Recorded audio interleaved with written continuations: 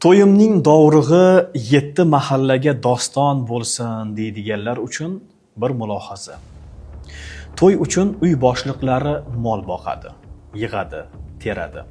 Onalarimiz esa o'zi uchun aziz bo'lgan narsalarni farzandim yoki nabiramning to'yida kerak bo'ladi degan niyatda sandiqning tubiga asrab qo'yadi.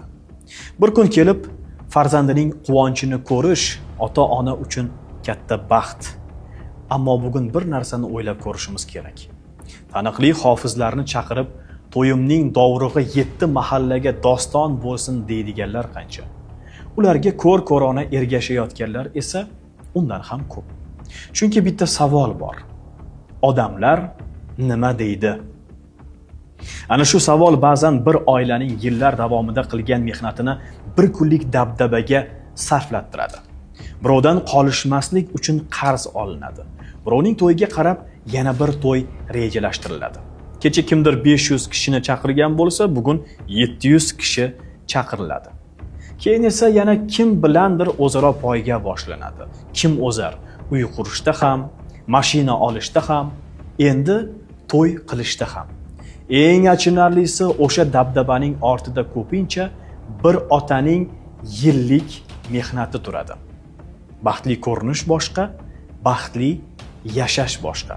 Oddiy to'y qilibdi deydigan odamlar baribir topiladi. Kam odam chaqiribdi deydiganlar ham. Falonchinikidek bo'lmabdi deydiganlar ham. Odamlar har doim nimadir deydi.